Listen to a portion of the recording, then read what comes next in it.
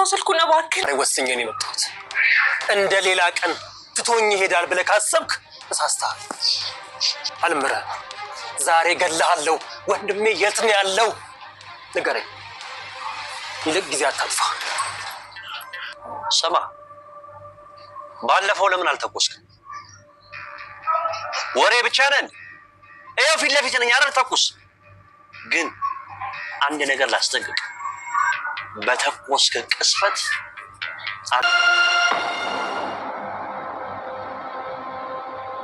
ኤፍራታ መድብልን መረዘችው። ዝና ለትንሽ ከሞት አመለጠ። ብሩክ ያለበት ከባድና አሳዛኝ ሁኔታ ባስቀመጠው ደብዳቤ መሰረት ታወቀ።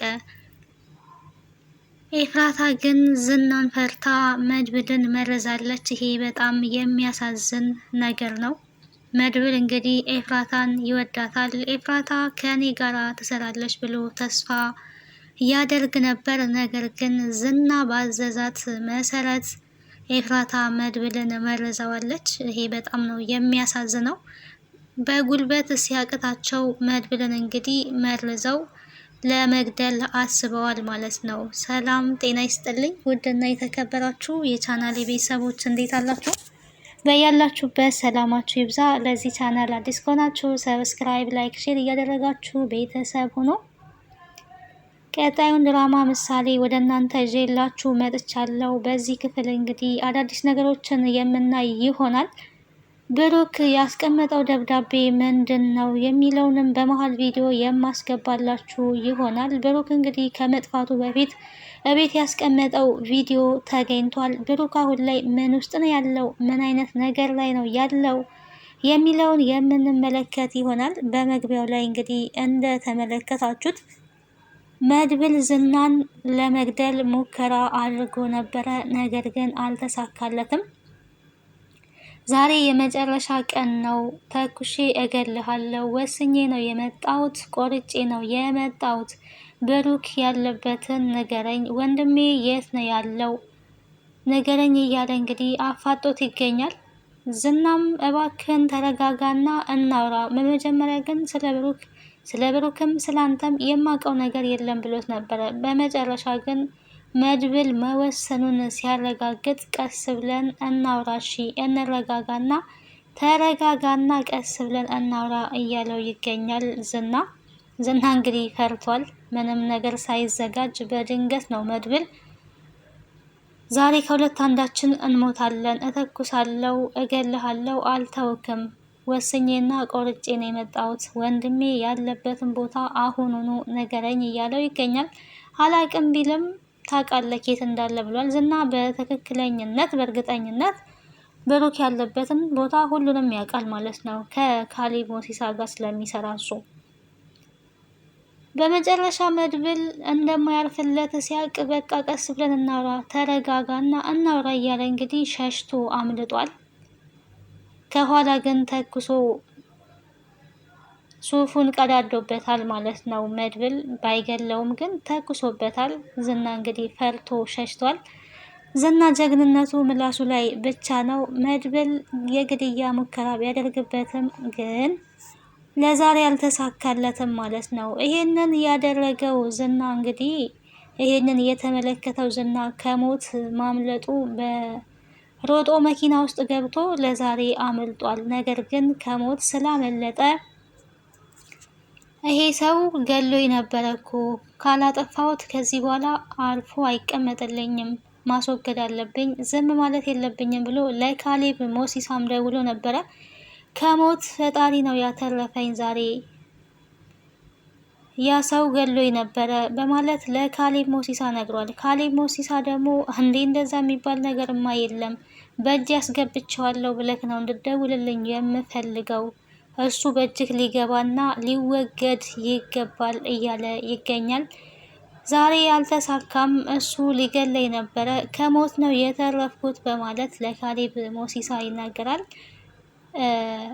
ካሌብ ሞሲሳ እንግዲህ መድብልን እንደ ማንኛውም ሰው ነው ያየው። ነገር ግን በጣም ኃይለኛ እንደሆነ ከዝና የሚበልጥ እንደሆነ አልተረዳም። አሁን ላይ ግን እየተረዳ ይገኛል። እሱን ለኔ ተው በቃ ቀስ ብዬ አስወግደዋለሁ፣ ማድረግ ያለብኝን አደርጋለሁ ብሏል ዝና።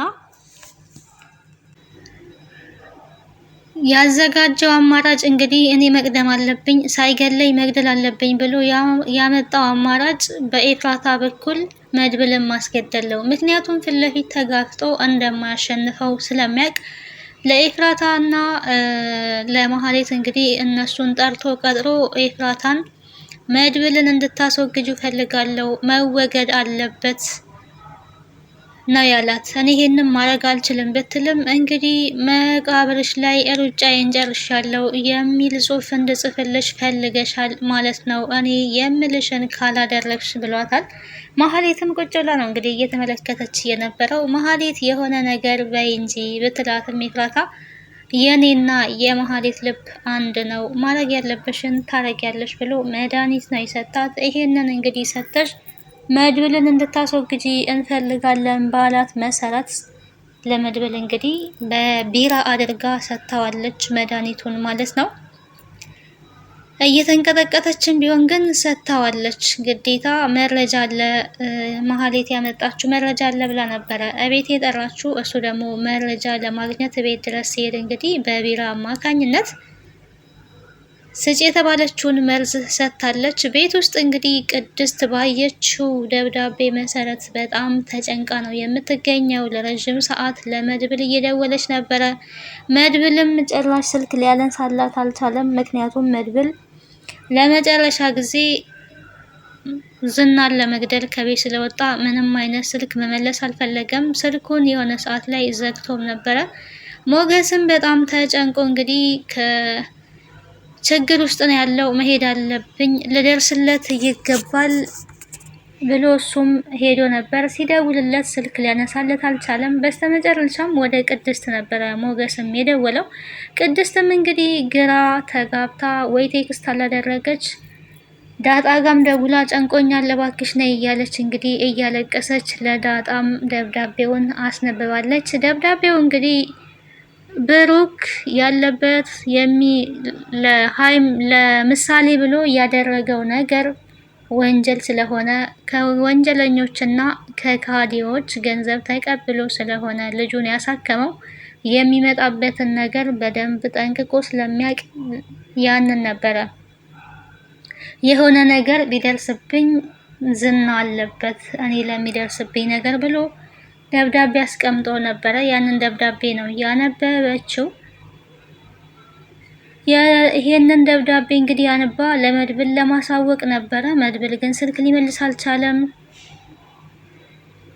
ሞገስ ሲደውልላት ግን እያለቀሰች ጋሼ ከመሄዱ በፊት ያስቀመጠው ደብዳቤ አለ እቤት፣ መድብል ብደውልለት ሊያነሳ አልቻለም፣ ያለበትን ቦታና የሚደርስበትን ነገር በደብዳቤ አስቀምጦ ነው የሄደው ብላለች። ቴክስት አድርጊለት እንዲመለስ ይሄንን መስማት አለበት ብለው እንግዲህ ቴክስት ተደርጎለታል። ነገር ግን ያው ዝናም ስላመለጠው ወደ ቤት ተመልሶ ደብዳቤውን እንግዲህ በጋራ ተሰባስበው አንብበውታል ማለት ነው። ከብሩክ መጥፋት እጅ የካሊብ ሞሲሳና የዝና እጅ እንዳለበት ያው መጀመሪያም ጠርጥረው ነበረ። አሁን ላይ ደግሞ በደንብ አረጋግጠዋል። ቅድስት እንግዲህ በጣም እያለቀሰች ትገኛለች። ይሄኔ ገለውታል ማለት ነው፣ ብሩክ ሞቷል ማለት ነው ወይ ጋሼ ሞቷል ማለት ነው ወይ እያለች በጣም እያለቀሰች ትገኛለች። ዳጣ እንግዲህ እሷን ለማረጋጋት ሞክራ ነበረ። ምንም ልትረጋጋ አልቻለችም። ምንድነው ምሳሌንስ የምላት እያለች ትገኛለች። ደብዳቤው ላይ እንግዲህ እንደወጣው ከቀረሁኝ ቅድስት ምሳሌን አደራ፣ መድብል ከመጣም ደግሞ ምሳሌን እንዲጠብቃት አደራ በዩ በማለት እንግዲህ ደብዳቤው ላይ መልእክቱን አስፍሯል።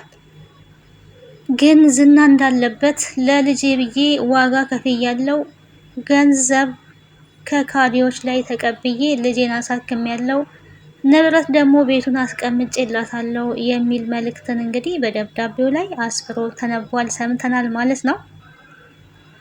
አሁን ላይ እንግዲህ አልሞት ባይ ተጋዳይ መድብል ወንድሜ አልሞተም እያለ ይገኛል። ቅድስት ግን ገለውት ሊሆን ይችላል የሚል ፍራቻ አላት። አይ በጭራሽ ወንድሜ አይሞትም፣ ወንድሜ መሞት የለበትም። እኔ መጀመሪያውኑ ጠርጥሬ ነበረ። እነዚህን ሰዎች አልተዋቸውም። እስከ መጨረሻው ድረስ ጥላ ሆኜ ነው የምከታተላቸው። ወንድሜን ፈልጌ ማግኘት አለብኝ እያለ ይገኛል። ግን አሁን ላይ ግን እቺ ተንኮለኛ ኤፍራታ መረዛዋለች። የእውነት እንደዚህ ባመናችሁትና በወደዳችሁ ሰው ስትከዱ ግን በጣም ከባድ ነው። ኤፍራታ መካድ አልነበረባትም። እኔ ትክደዋለች ብዬ አላሰብኩኝም ነበረ። ግን ዝናን ስለፈራች ያው እሷን መልሳ ክደዋለች።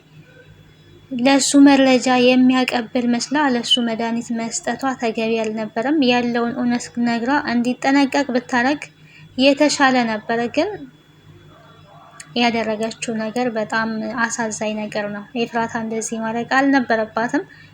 መሀሌት ክደት እንዳደረሰችበት እችኛዋን መልሳ ክደት አደርሳበታለች። እንግዲህ እሱ መመረዝ አልነበረበትም። በጉልበት ስለማያሸንፍ ዝና እንግዲህ በመድኃኒት ነው ማስገደል ያሰበው። በጣም ያሳዝናል። እንግዲህ ብሩክ ሳይገኝ ምንም እንደማይሆን ተስፋ እናደርጋለን።